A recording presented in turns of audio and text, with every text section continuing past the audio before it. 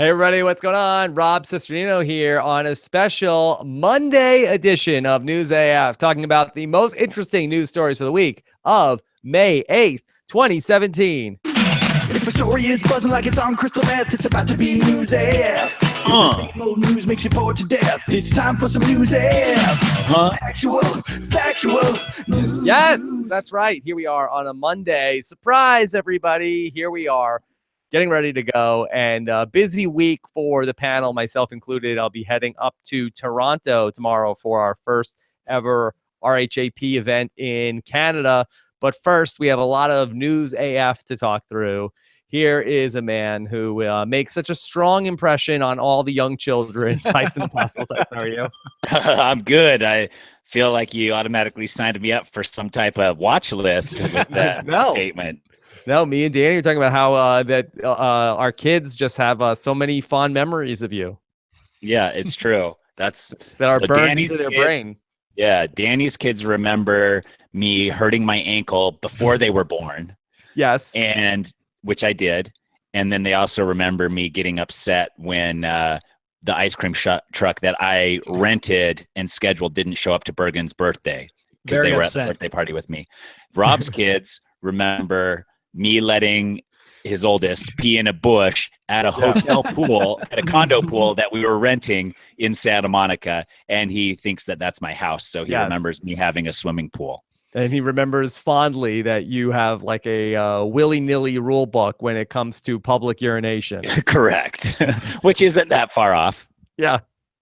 Okay. All right. And then, of course, back with us once again, the eye in the sky, Danny Bryson. Danny, how are you? Doing pretty good. It sounds like kids might make great witnesses in a court of law. Yes. Like elephant-like memories. Yeah. Here. Really great. No, we were at Tyson Apostle's pool. We were at Tyson's pool. He owned the pool. Mm-hmm. Yeah. And I think the whole thing would be called tossed an out. ice cream truck. It didn't ever come. We were very disappointed. And I remember kids that. were peeing in the bushes. And I had to pee so bad that Tyson told me to just go in the bushes. Yeah.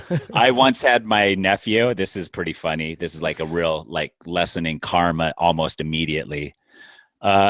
He was probably like 6 or 7. I took him to the aquarium and he had some gum he was chewing. He wanted to spit it out. And I was like, just spit it out on the ground.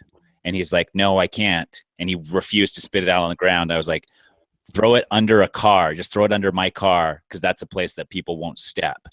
And he's like, okay. But he was like really having a hard time. He's like, are you going to like tell my mom if I do this or what? And I was like, no, just toss it under there. So he throws it under there. We walk into a restaurant.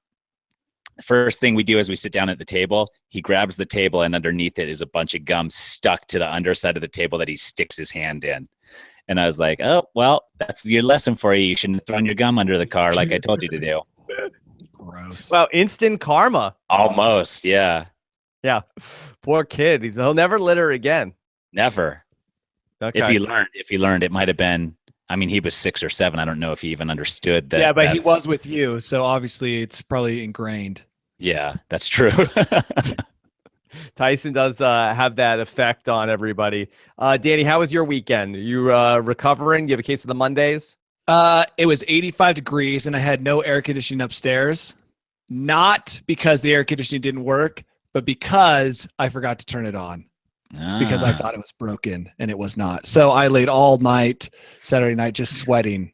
Wait, why did you think it was broken if it wasn't broken? The guys are here replacing all of our air conditioning. And so I thought they had taken it apart.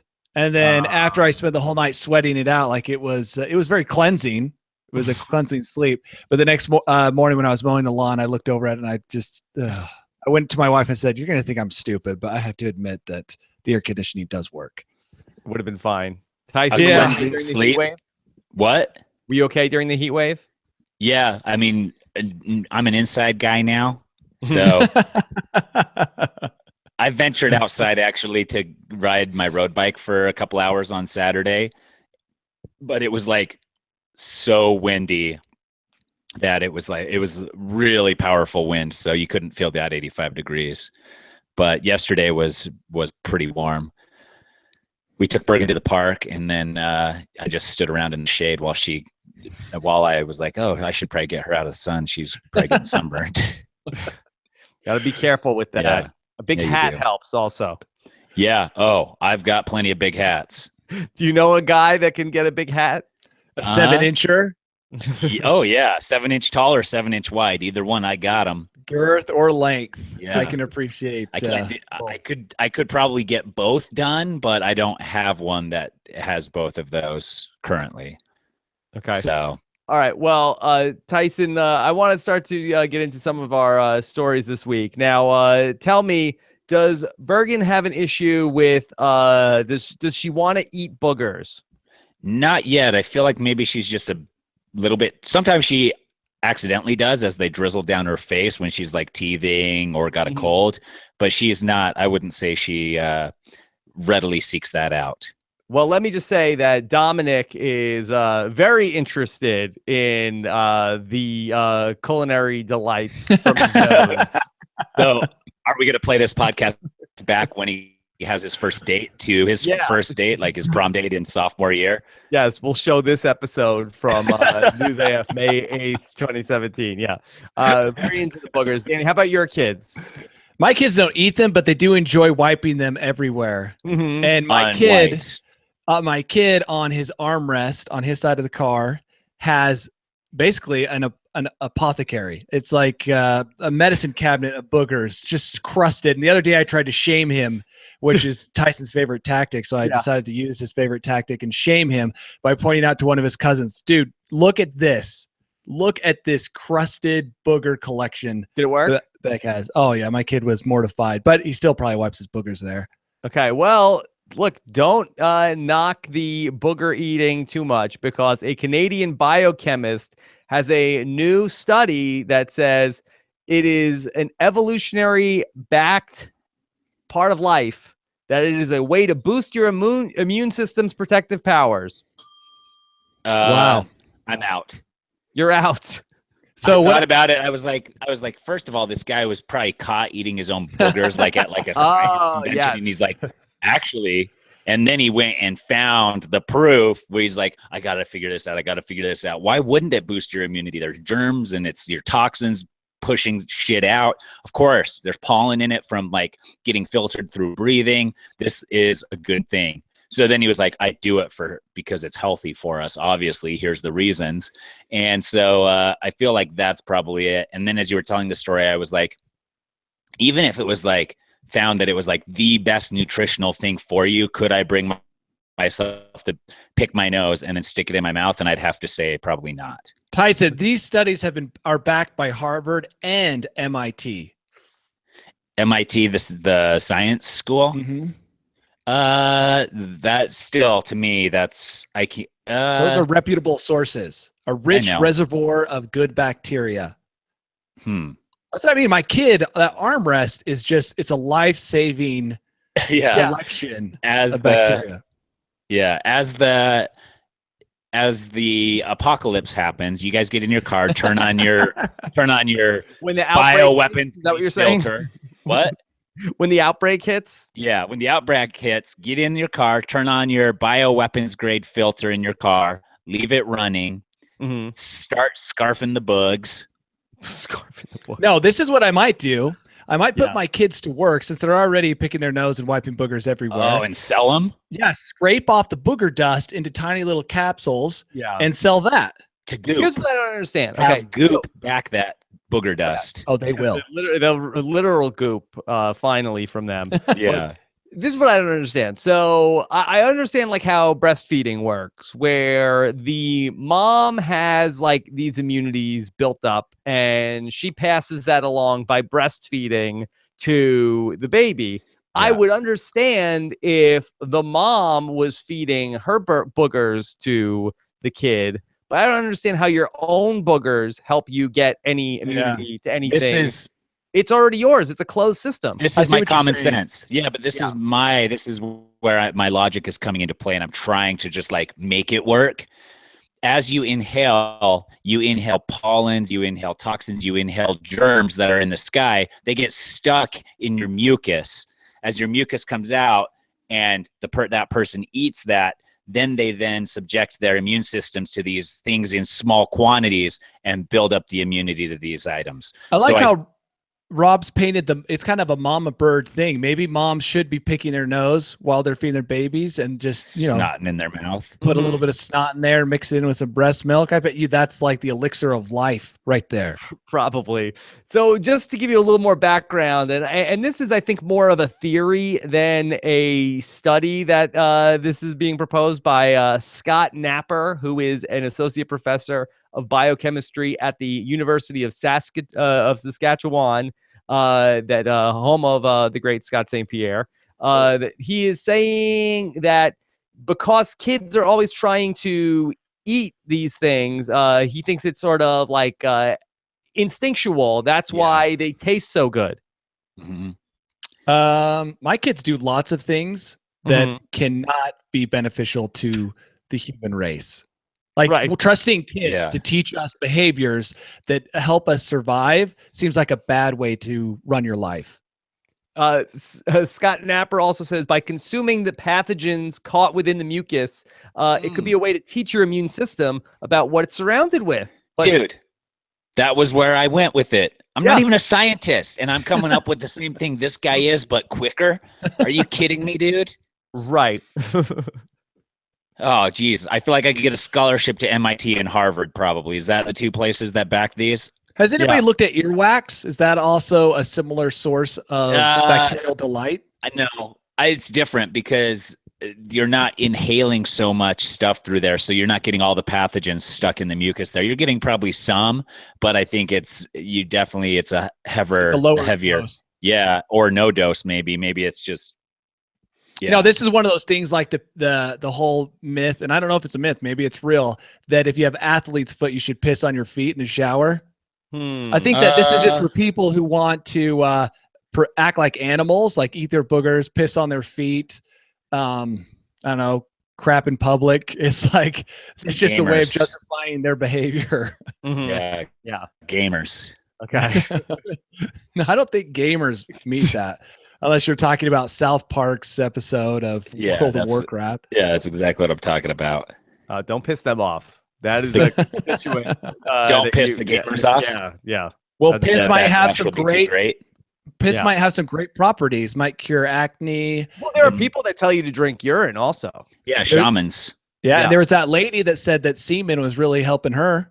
Yeah. Right. She never got sick. Who knew that we are gigantic pharmacy factories? We don't need all sorts of great stuff. Here we are farming and trying to get our food all that way, when if we just ate our own semen and boogers and breast milk and whatever else, we'd have more than enough to sustain ourselves naturally without ever having to earn money to go to the grocery store. But like Rob said, you can't do it yourself. You need other people's semen and boogers and urine. Oh, I think that would actually make sense, though. It does. If you were taking like sort of like the path, it's almost like a vaccination of that. Like somebody else has already built up a resistance to this bacteria, to this virus. You ingest that and sort of like work it into your system in a very small dose.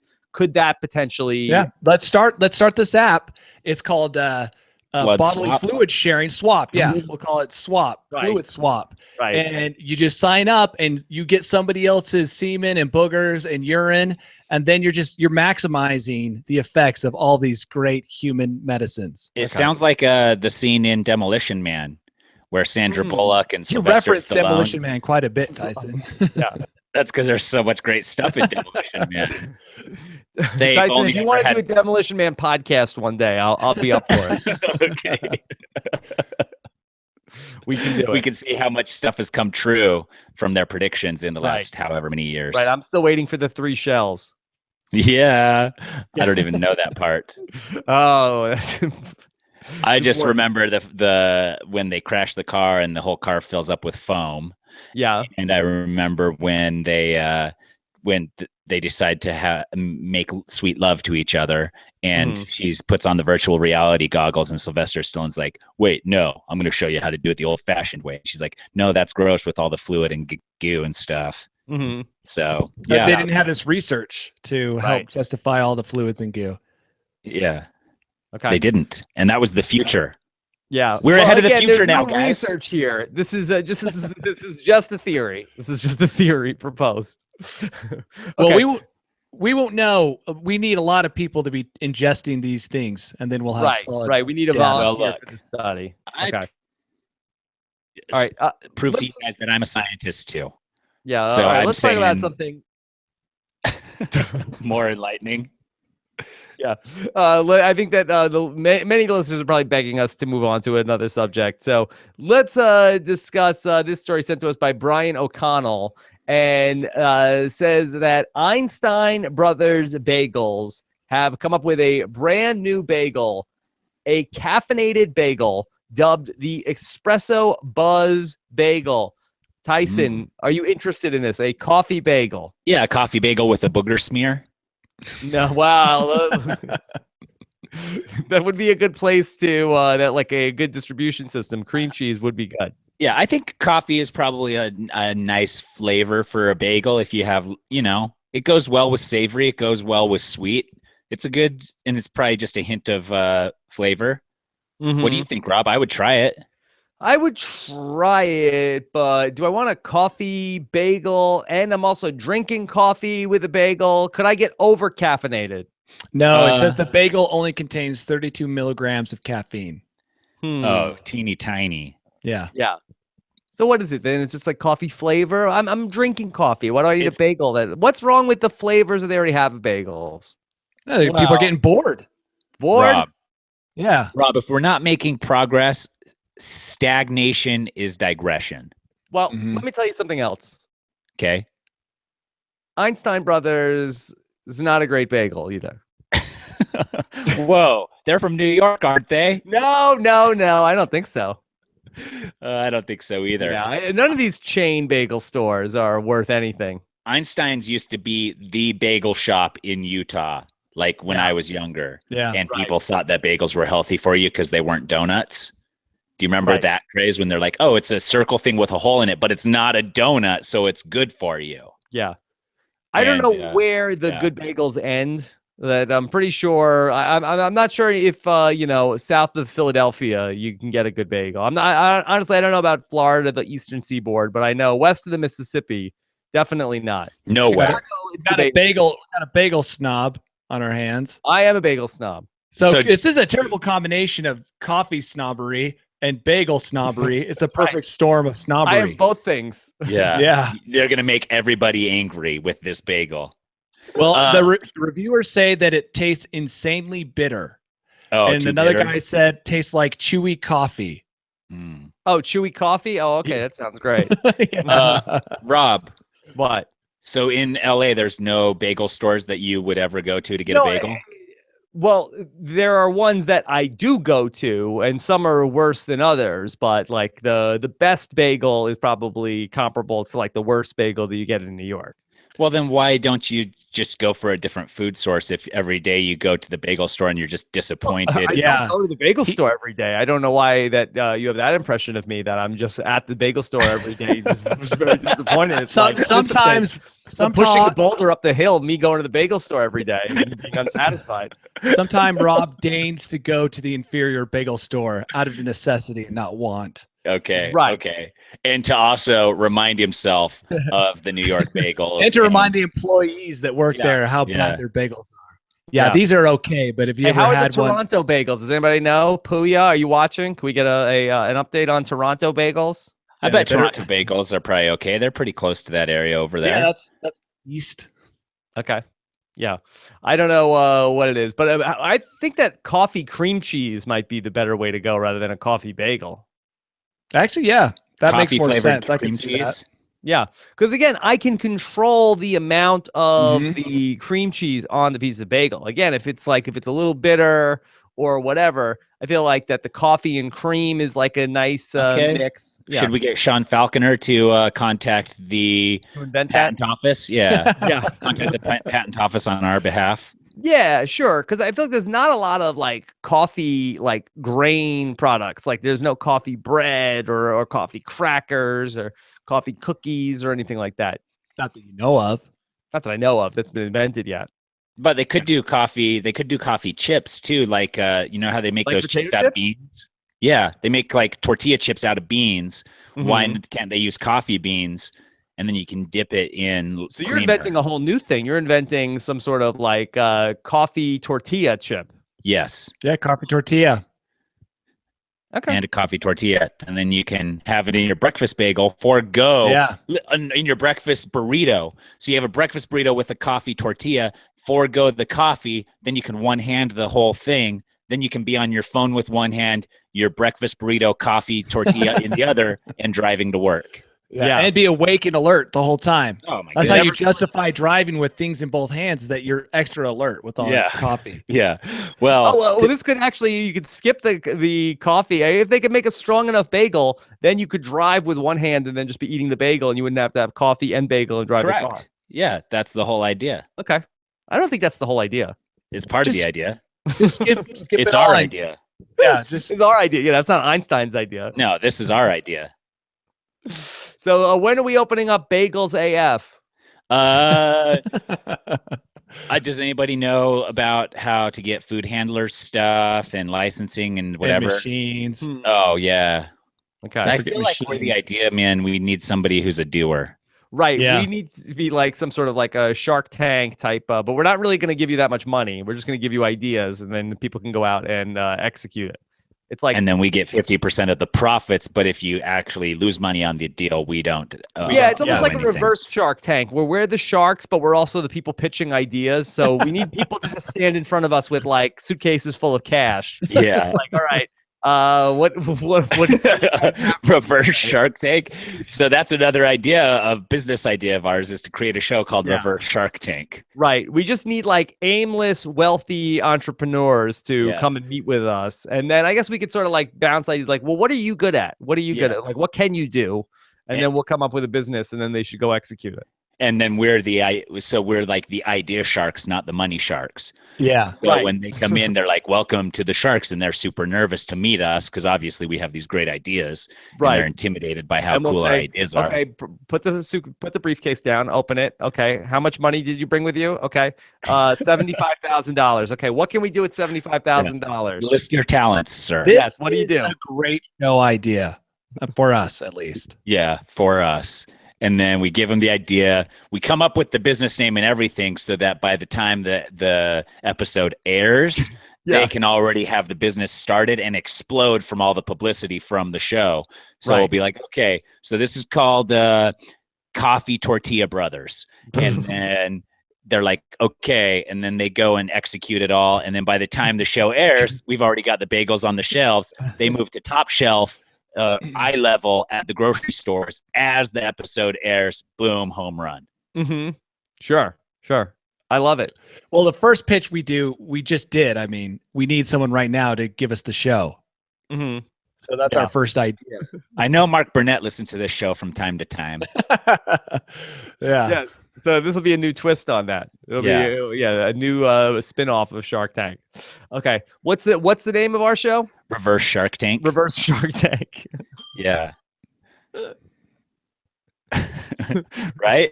Yeah. Or it could be Bizarro Shark Tank. Bizarro Shark Tank? What do you like, Danny? Yeah. I like Reverse Shark Tank. Dolphin Tank? I mean, is that the opposite of a shark? No, the opposite of shark would be something that lives out of water. Like what? Sloth Tank? Sloth Tank. That's a double entendre. Sloth Tank? Yeah. Sloth Tank could probably work. Is that the exact opposite of a shark? Kind of feels like the opposite of a shark. Okay. Right. It's not an alpha predator. It's got to be near the bottom. Yeah, it's also, implies laziness also, which is us that we, are not going to go out and start our own ideas. We're just waiting for somebody to come to us with a bunch of money, like with, ready to execute on what we're too lazy to, we could think up the idea, but then we're not going to actually follow through with it. Okay. Sloth tank. But also, like, it wouldn't be a tank at that point. It would be a terrarium. So we could do a sloth terrarium. Sloth terrarium? That's a little hard to spell. How about sloth box? Sloth box? Sloth box. Well, I think maybe go back to sloth tank. You don't like sloth box? I like sloth box just fine. Enter the sloth box with your money. But the problem is that people won't assume that it's something related to Shark Tank, which it is by almost exactly opposite. So there has to be some relation to Shark Tank. Yeah. Okay. So I guess it's between Sloth Tank and Sloth Terrarium. Okay.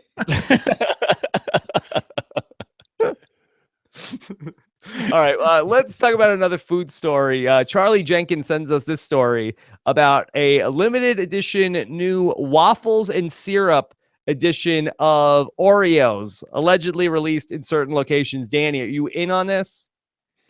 What is with Oreos? Are they bored? Do they have Yeah. some mad scientist just in the kitchen cooking up all sorts of weird Oreos? Yeah. Oh, yuck. I can't wait for the booger Oreo to come out. I can wait for the it's booger coming. Oreo one to come out. It's coming. It's on its way. Yeah. I like this. I like if it's done with the golden Oreos. I feel like the syrup would add a nice flavor to the golden Oreos. To chocolate, no. Chocolate syrup and waffles is not. Okay, That's so not correct. the way that this is, it looks like that the cookie is like the I guess vanilla cookie. Yeah, the golden one. Yep. Yeah, the golden one, and then there's some sort of a cream filling, and I guess there's sort of like a maple syrup center. So Okay. Yes. All right, so it says that they've been it's almost spotted. like the McGriddle of Oreos. It sounds delicious, by the way. Yeah. It says they've been Whoa. spotted in Rhode Island for some reason. And Rhode that Island. They'll be available in stores owned by Albertsons. Oh. Yeah, so I don't know. I couldn't find a lot of reliable sources on this. A lot of buzz. So you're though. thinking that this is the millennials punking us again? Yeah, you got to be careful. Tread lightly on this waffle syrup story. Mhm. Okay. In Rhode Island. Well, we fortunately I have a picture. We have a RHAP correspondent in Rhode Island, Stephen Fishback. Oh, yes, on the street. Yeah. So maybe we could get in touch with him and have him spend a few days hunting these down since he's probably not. Yeah, he's another roadie. Yeah. Yeah. So we send Steven out for waffle Oreos, and then what? He can tell us that. And I mean, do we know if he's some sort of like cookie connoisseur?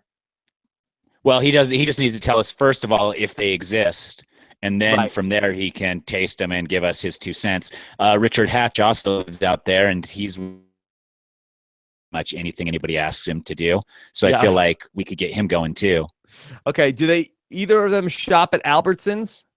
Albertsons, that to my knowledge doesn't exist anymore. Oh, That's what I thought. Safeway? There's a lot about this story I don't really like, and I wish that there was a way for me. I'm going to The share. Albertsons group owns grocery stores, but none of them are named Albertsons, I believe. Okay. I'm looking at a picture of the container, and it just looks highly suspicious. Mhm. So you're saying actual craptual news question mark.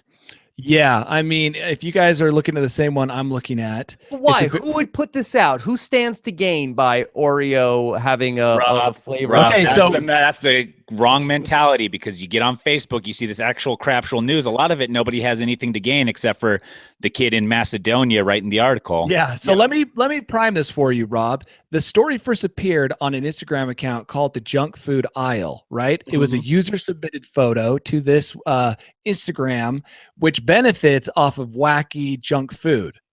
So, I mean, if you're looking for a motive, you have an anonymous sender giving him an image.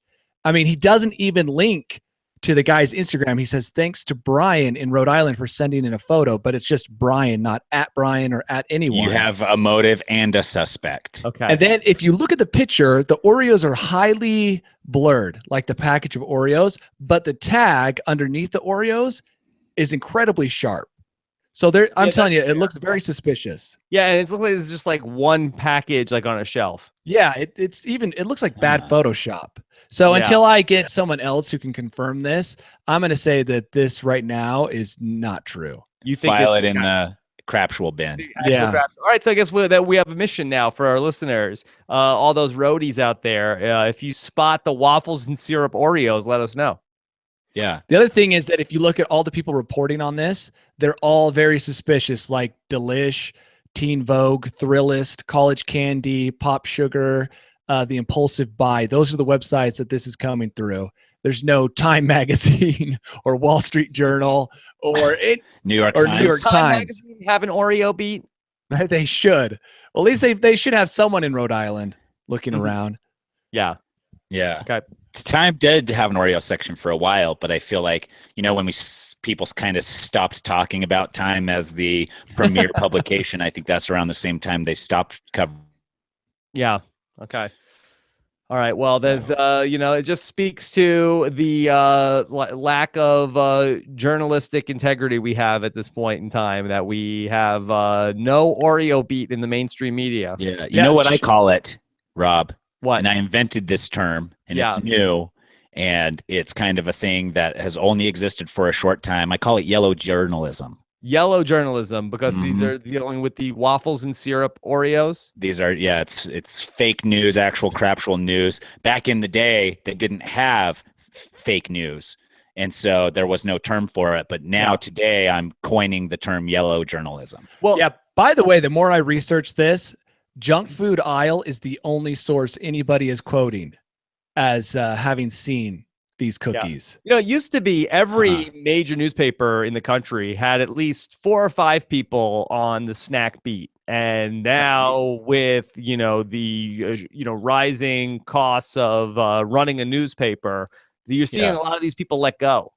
There were great American novels written about the whole snacking industry, like The Jungle. Remember that book? Yeah.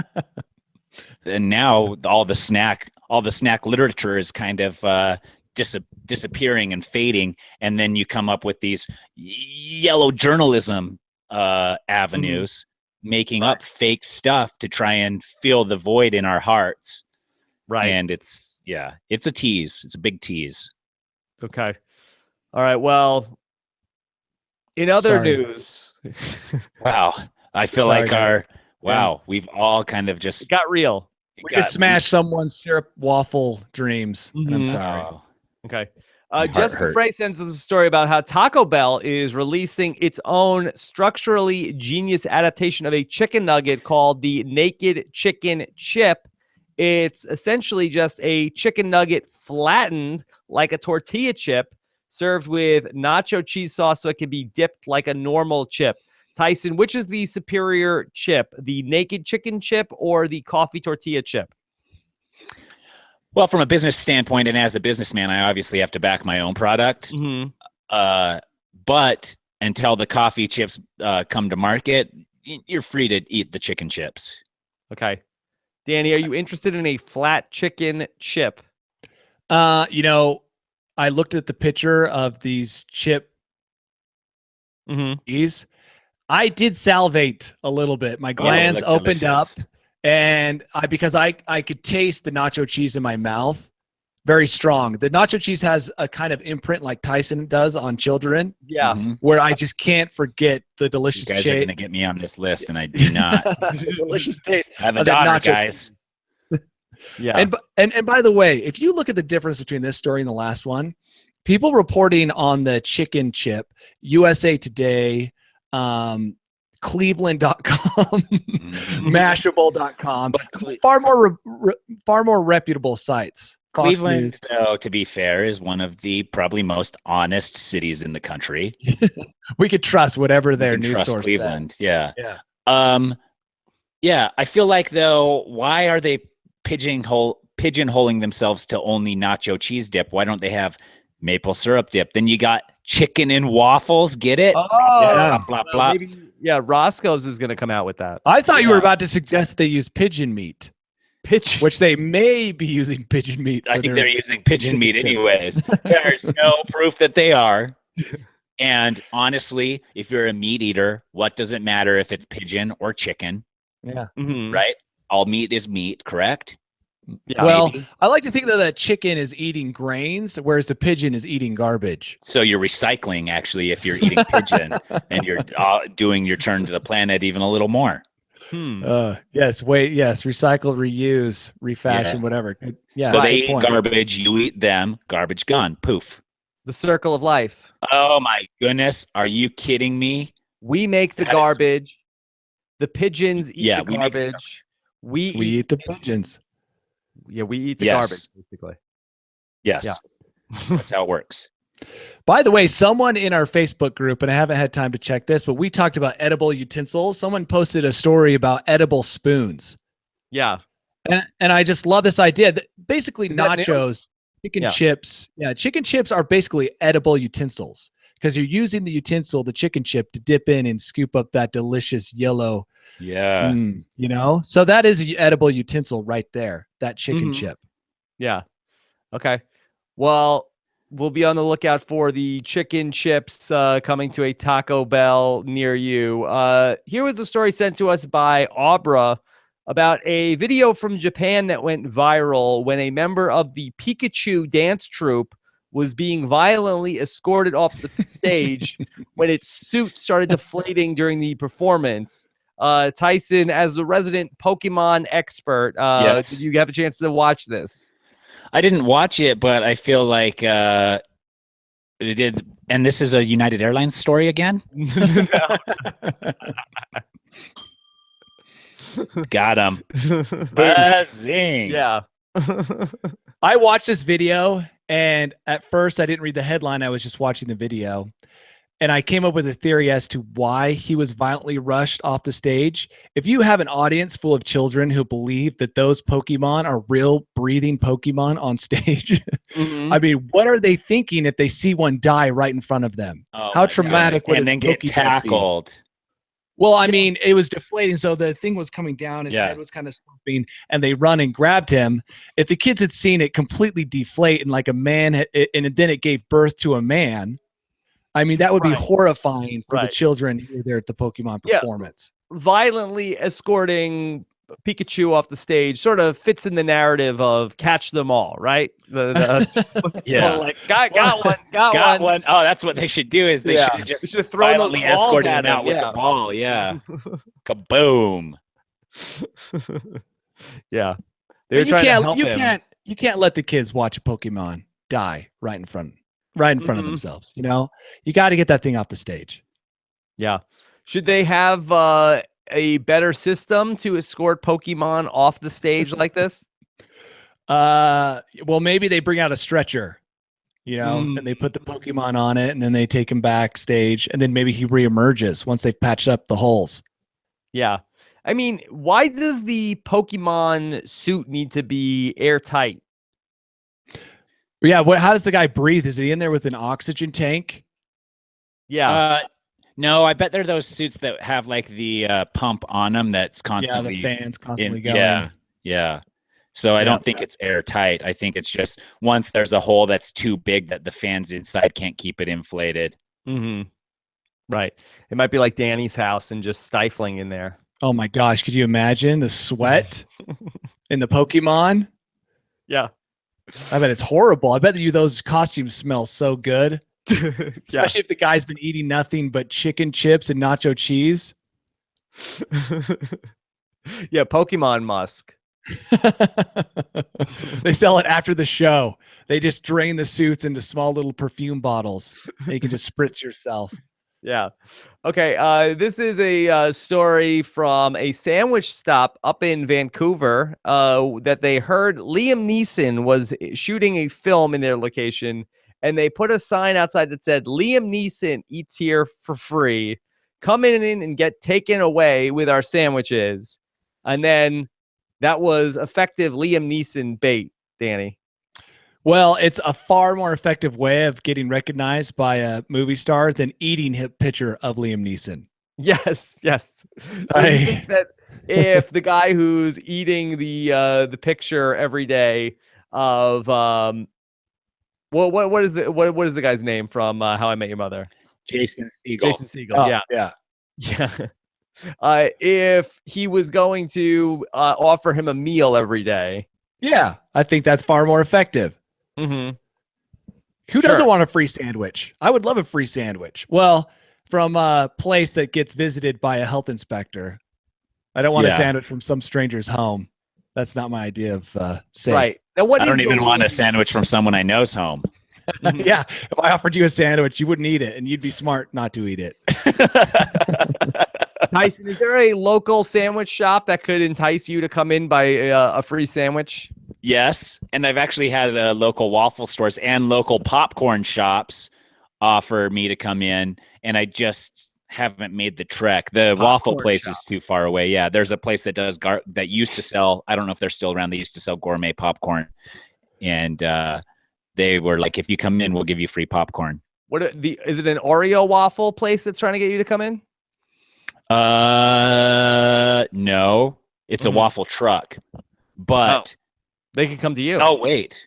Maybe That's it's true. not waffles, but whatever it is, maybe it's crepes or something like that. I'm beginning to question your story. It's changing quite a bit. But they're too far away for me to make the trek to get a free thing. Yeah. What about a coffee bagel? Rob, coffee bagel for Rob. For free, he would do it. Do I have to go there, or are they going to bring it to me? You have to go there. I mean, I'm not even that excited about it. I wonder how the sandwich tastes. Yeah, what is on the Liam Neeson sandwich, Danny? I'm actually going to go right now and check that out. Yeah. Tyson, can you design a Liam Neeson sandwich? Oh, yeah, dude. A Liam Neeson sandwich. You've probably got some rusty roofing nails and then a bunch of like shards of glass. Some hypodermic needles. Yeah, why, mixed with such a gravelly voice? That's just because he's hardcore, dude. And then you probably got like a bunch of different raw meats, because I'm assuming he's a raw meat type of guy, even no matter the meat. Probably raw pork because he's that badass. Between two slices of rye bread, because that's gross. Yeah, 2 slices of like the strongest rye bread, and probably like the spiciest mustard you can have with some strong cheddar. Yeah, with the hottest sauce you can have. Horseradish. Yes, horseradish, wasabi maybe. I feel like he's a fighter, so probably wasabi. Yeah. You know what? I don't think this sandwich is named after him. I think he just got a free sandwich of his choice. Which they is should boring. name that sandwich the Liam Neeson. Yeah, they really should. Or call it the Taken. The Taken. Yeah, the Taken. Certified pure. The Rob Roy. Did you already call it the Rob Roy? No. But Rob Roy, that's already a drink, right? Or the Schindler. What was his name when he was wearing it? What was his name? Call it that. What was his name when he was wearing the kilt, and that was Rob Roy. Yeah. Lots of things to choose from. He's got a very long Jinn. career. Yeah. Sure. So lots of different options for the Liam Neeson sandwich. All right. We have some updates. He came in, right? Yeah, he did. And then he came in and got a free sandwich. How many times?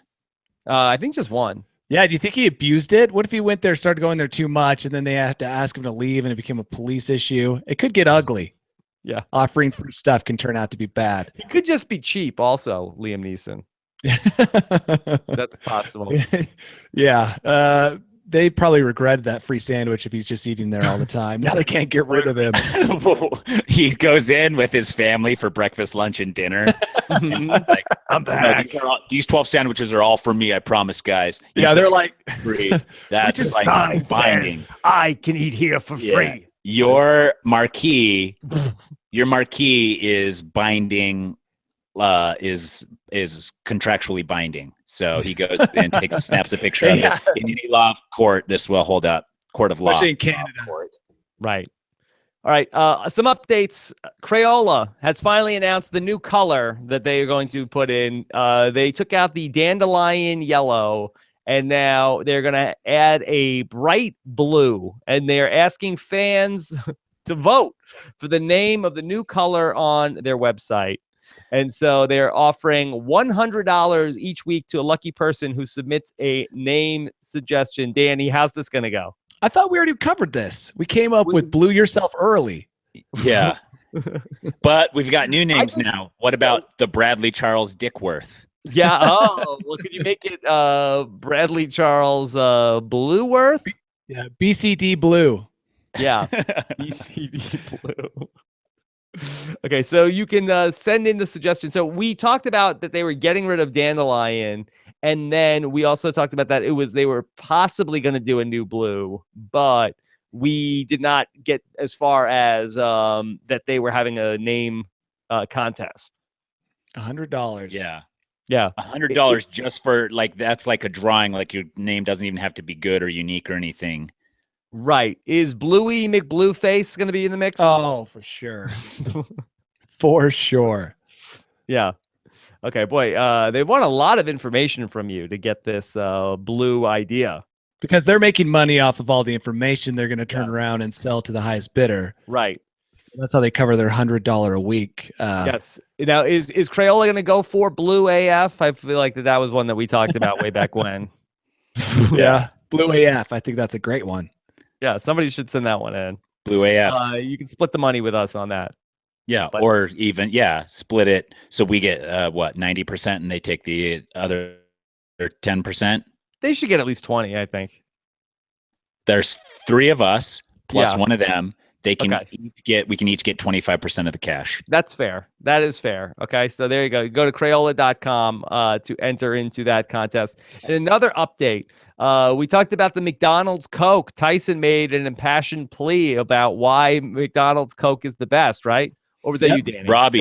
It was Danny, me. I Robbie. talked about Yes. Robbie. Wow. I talked about how it tastes better, and Tyson challenged me to a taste test. And Okay. then I said, "Why don't you taste it for yourself?" Okay. There's been a lot of feedback about this, and we were sent an article from Business Insider about why McDonald's Coke tastes better. Okay, let's Yeah. read it. Storage. They're kept in stainless steel containers. Check. I said that. Water filtration. I didn't mention that. Okay. Temperature. Check. The syrup is also chilled. And Yeah. the straw is wider, which I did mention briefly. Mhm. So it looks like I might be the McDonald expert in this panel. Officially, all right. Mhm. Congratulations to Danny, the McDonald's expert. Finally, something I can tell my mom, make Yeah. her proud. Okay. So what is Burger King doing to counteract this? They're staging fake drive-through Instagram posts. What else? They did something else recently we talked about. Yeah, they need to bounce back, Tyson. They did did they do the girlfriend? That was the girlfriend boyfriend fight. Yeah. Yeah, about how the guy got they did a busted. bunch of stuff. So you're saying that Burger King needs to get back on top of McDonald's? They've never been on top of McDonald's. Well, how No. can they? What They can could they try. do? Do you think if they got the King to back Pacquiao in the big fight, Hmm. they already did that, or was Yao- it? Did Yao he back the other guy? No. What? The king, I don't know. I think first of all, they should get rid of the king.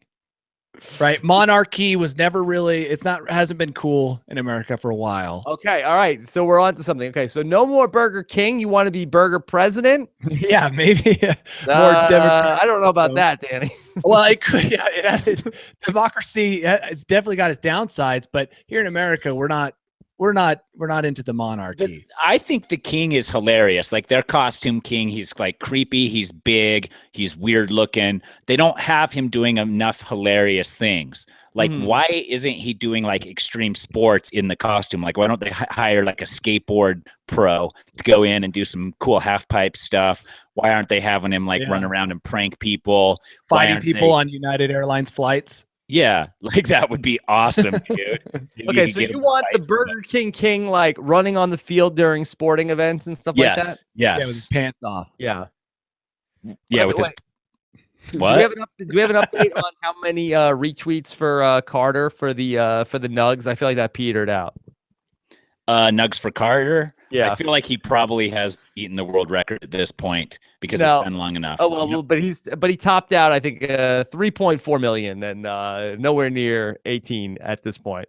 Yeah, but how much does the world record tweet have? Is he the new world record tweet? I'm not sure how many retweets for the world record tweet. Because that was like around 3.5-ish, so he's getting close to the Ellen DeGeneres tweet. You know what the king should do? The king should challenge Ronald McDonald to a boxing match. I think McDonald's as the leader right now would not accept that deal. Yeah, because he doesn't have to. But then he could just be like out there talking about how Ronald McDonald is such a wuss. Yeah, Ronald McDonald. I'm challenging him publicly to a fight. He's afraid. Here's what of you can me. do. He's hiding. He can't handle this. Yeah, it's a Couldn't classic you, tactic. Couldn't you, as Burger King, just get a Ronald McDonald suit made up and do the fight without McDonald's consent? And then if they get angry, you could just, under parody law, protect yourself. Or they should have paid. Yeah, Okay, actually, I like got that it. idea. I got it. This is what they need to do. This is what Burger King needs to do, or anybody could do it, but I feel like Burger King could benefit because they have the character right now. Anything that goes viral, they immediately get on the next day and recreate something similar.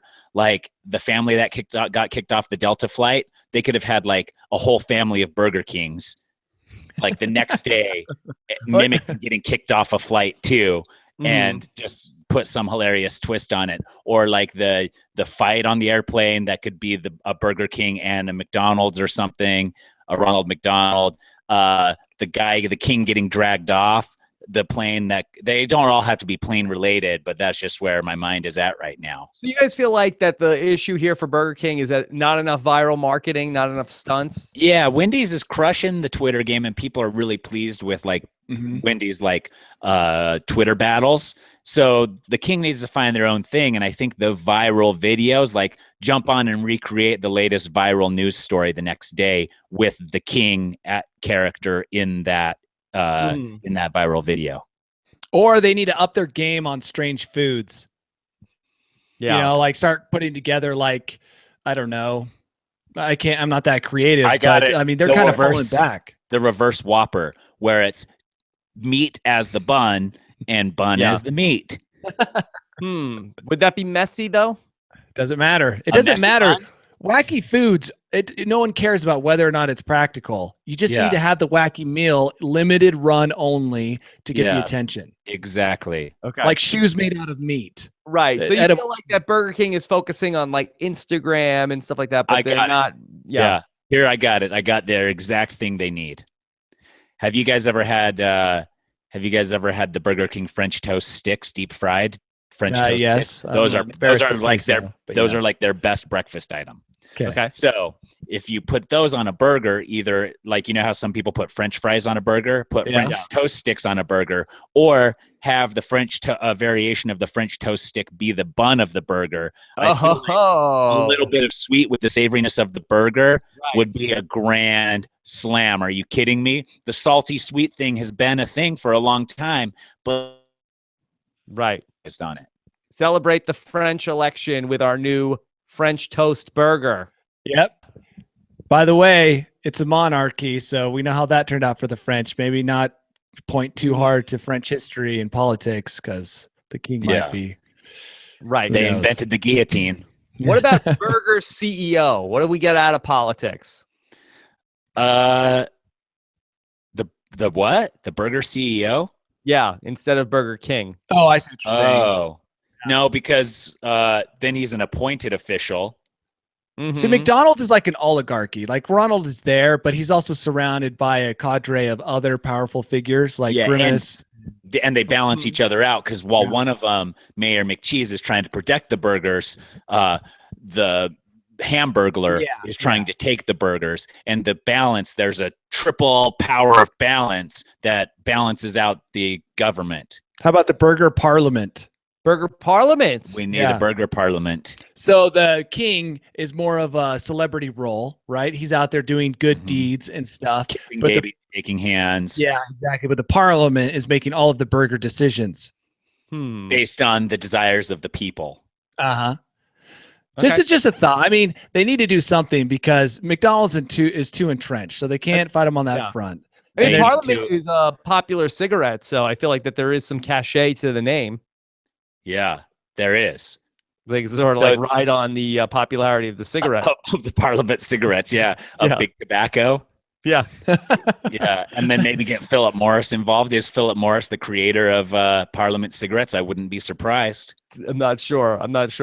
So, all right, some interesting ideas for Burger King. But yeah, they are losing ground every week that we go along here. I'm telling you, the French toast incorporated into a burger is the best. I'm almost considering tweeting them and being like, hey, just give me like $2 million for this idea. I'm going to tweet them. Sounds reasonable. Yeah. Can everybody retweet me? I'm going to retweet this and pin it. And I'm going to tell Burger King. I'm in. How many retweets do we need to make the French toast 18 burger? million. To consider it done. Yeah. Danny, got anything in the bolt hole this week? I do. I've got a couple things. Let me just go into my bolt hole and take these out. Now, the first one, we try to uncover a lot of the fake news swirling about. Yeah. You know, and Facebook, we know they've tried to tackle it, and they're doing it a different way because with the upcoming elections in the UK, the Facebook has put out a print ad, a full-page print ad, telling people how they can recognize fake news. Now, obviously, the best way is to listen to this podcast. I think we educate people, we uncover fake news, but if you're into print, which old people are, and I assume a lot of old people are getting tricked constantly by fake news, they have this ad here, and it says, first of all, they highlight a couple ideas you can do, and users are told to be skeptical, right? Yeah. Especially if they include shocking claims that sound unbelievable. I can't understand why people are being told all these things. This should come default with the human brain, right? You eat boogers, you should avoid things that sound unbelievable.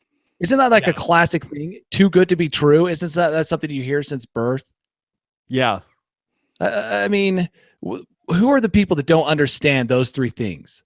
Yeah, I mean, by its definition, unbelievable are things that you should not believe. Like a syrup and waffle Oreo? Unbelievable. I'm going to double check that. Right? That's a shocking claim that somebody's made. Yeah, you shouldn't just go out there and report something like that. So I don't know if this will actually help, but this was something in my bolt hole that I wanted to share with everybody. Yeah. Are they still doing the thing where it's like there's like a banner that says, this seems like suspicious. This looks like fake news. Yeah. You know what's going to be terrible is if aliens ever visit this planet with all of this attention on fake news, and I know we kind of touched upon this in the past, it's going to be so hard to know what to believe. Right? Yeah. Until you've got a plasma rifle pointed at your head. Danny. Yeah, this is what's going to happen. The aliens are going to look back and be like, there was some type of supreme being who lived among them who did miracles, and like people were writing about it, and it was crazy. And we will call this the Bible. And then they'll be like, oh, wait, they already have a book kind of like that. We got to name this something else. So they're bringing to us a book of fake news, what you're saying the aliens are, that they wrote themselves in order to get power over us? No, like let's say like 500 years into the future, the aliens come and look at the burned ashes, the Pompeii's all over the world, digging up ash and fake news, finding hard drives, but getting the aliens it all pieced together, and they piece together the way we existed, and it will not resemble anything of our true lives. Yeah, okay, if we're not here to help the aliens understand fake news, think of all the things outside. You talk about the Bible, but they're going to think this was a crazy place because of all the fake news, because they won't have anyone to help them understand. Well, this is obviously, they won't know what was real news and what was fake news. Okay, guys, now I have a story. Okay. And I've double checked it, and as far as I can tell, it's on the up and up. And there was now you know that for forensic science they put out dead bodies, and they watch the bodies decompose. Wait, what? Yeah, Tyson, are you kidding with me? You've never heard this? So you donate your body to science. They put it out there, let it decompose. Then they can measure, and then they can kind of know crime scenes when they happen based on the stuff they learned from decomposing. Okay, got it. Very well. Makes sense. So they also do this with human remains to see how scavengers affect human remains. And they, a place in, I think, Texas, caught a deer eating human remains, which is... Oh, my God. I know, right? Deer? Yeah, this is terrifying.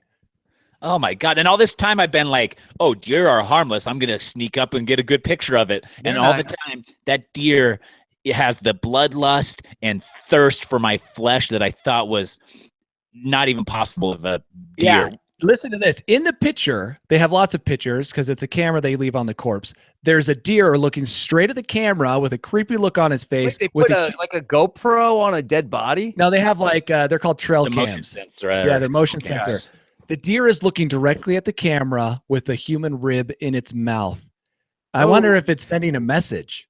It is sending a message. It's like, as more and more of you are going vegetarian, we are going carnivore. Yeah. Are we seeing an evolutionary shift from, foliage to meat? Right. Well, I mean, for years, the hunters were winning, but now the deer strike back. It's like the, premise of a horror movie. Yeah.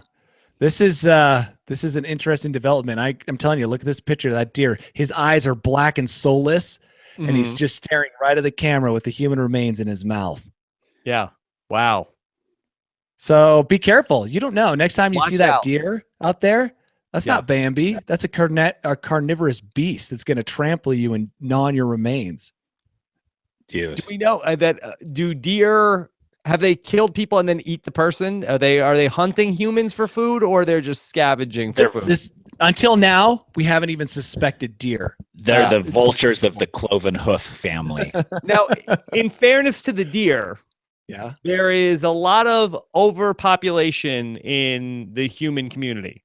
Okay, And so the deer, they're just doing their part to just sort of like thin Listen the to herd a this. little bit. Right. Humans are a renewable source of food for the deer. Yeah.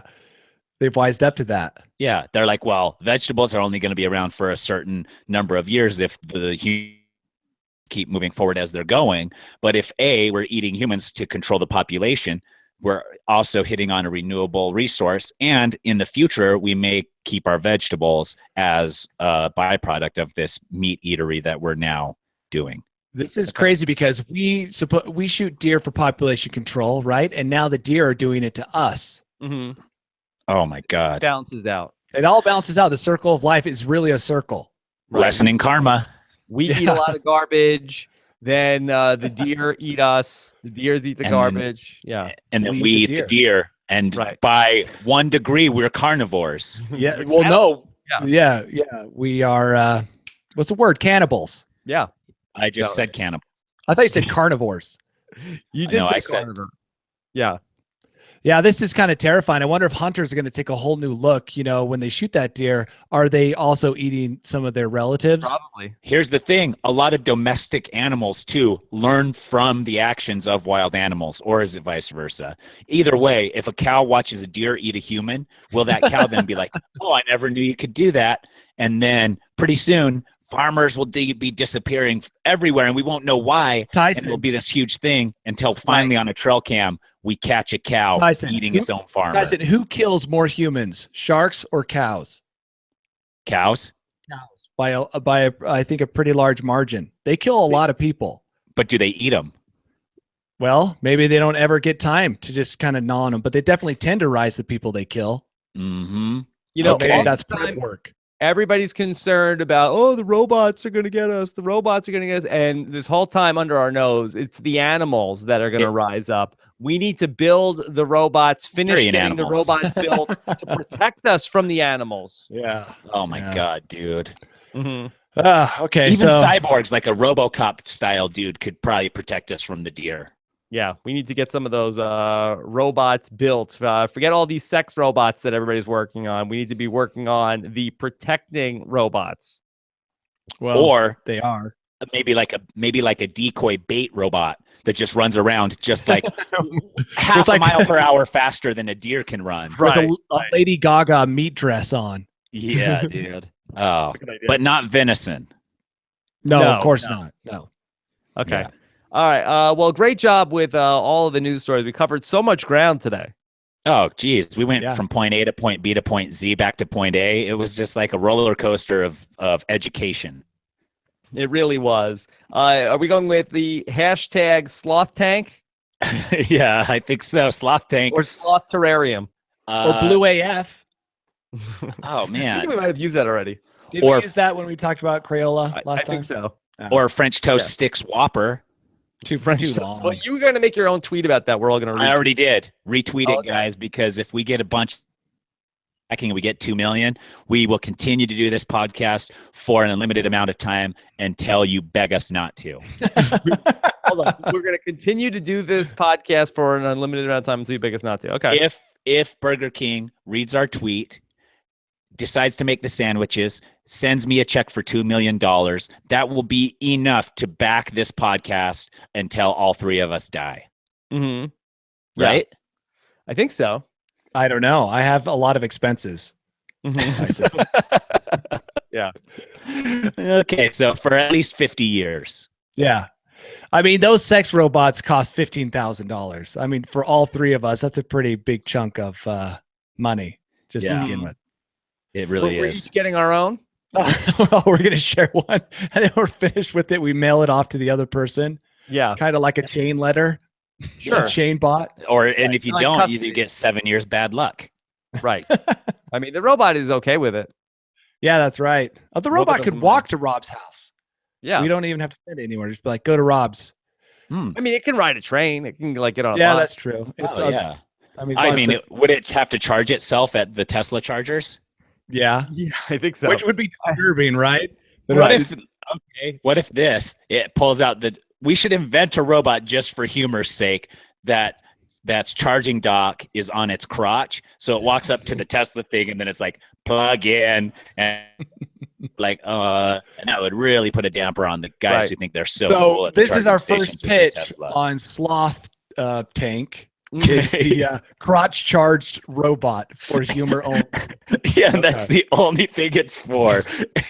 Or it could be on the butt. Like either way, like the charging cable goes attaches on one of those sides. Is that good? Is that okay, Rob? Okay, so again, we started with this was a sex robot that was being transferred around. This is just now a joke robot. It's a joke robot to distract people from the real issues. Yeah.